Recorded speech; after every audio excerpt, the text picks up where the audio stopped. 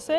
So ఏదైతే నిన్న జంతర్ మంతర్ ఢిల్లీలో జరిగిన సీజేపీ ప్రొటెస్ట్ ఆధ్వర్యంలో నిన్న పోలీసులు లాఠీ చార్జ్ కూడా చేయడం జరిగింది. సో ఈ నేపథ్యంలోనే ఈరోజు హైదరాబాద్లో సోమాజిగూడ ప్రెస్ క్లబ్లో ఏదైతే సీజేపీ సంబంధించిన అంటే సంస్థకు సంబంధించిన కావచ్చు మన హైదరాబాద్ యూనివర్సిటీకి సంబంధించిన స్టూడెంట్స్ అందరూ కూడా ఈరోజు దానికి సంబంధించి ప్రెస్ మీట్ కూడా పెట్టడం జరిగింది. సో దీనికి సంబంధించి చాలామంది పెద్ద ఎత్తున ఇక్కడికి రావడానికి జరిగింది. సో ఒకసారి మాట్లాడించే ప్రయత్నం చేద్దాం.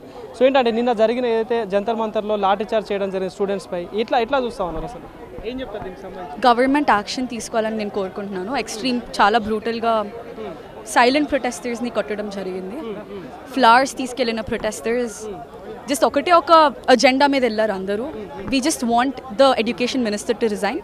We want better education system in India.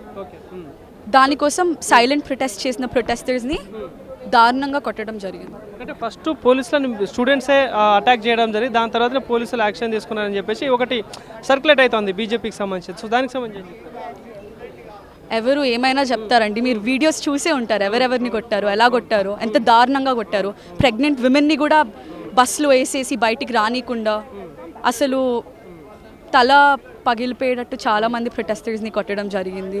Blood వస్తున్నా కూడా మళ్ళీ కొట్టడం జరిగింది. అసలు ఇన్హ్యూమన్ యాక్ట్ ఇది, చాలా డిస్గస్టింగ్.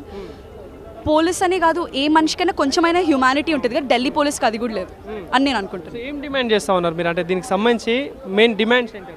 డెఫినెట్గా దెబ్బలు తగిలిన వాళ్ళకి ఎవరైతే ఎఫెక్ట్ అయ్యారో నిన్న జరిగిన ఢిల్లీ పోలీస్ ఏదైతే చేశారో దాని నుంచి ఎవరైతే ఎఫెక్ట్ అయ్యారో వాళ్ళైతే కంపల్సరీ లీగల్ యాక్షన్ తీసుకోవాలి అగైన్స్ ఢిల్లీ పోలీస్ అని నేను అనుకుంటున్నాను. ఇంకా మాకు జస్టిస్ వస్తుందని మేము.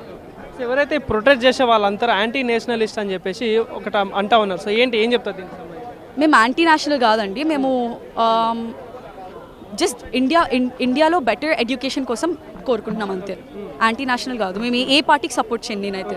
And half the population that's here right now protesting. I know half of them don't support any of the parties. We're just here to support the cause of the protest. Paper leakage అయ్యి ఇప్పటికి చాలా రోజులు అవుతా ఉన్నాయి. ఇప్పటిదాకా ఎలాంటి action కావచ్చు, దానిపై ఎలాంటి స్పందించలేరు. అంటే సెంట్రల్ గవర్నమెంట్ ఇప్పటివరకు ఎలాంటి స్పందన లేదు. సో ఏం చెప్తారు మరి?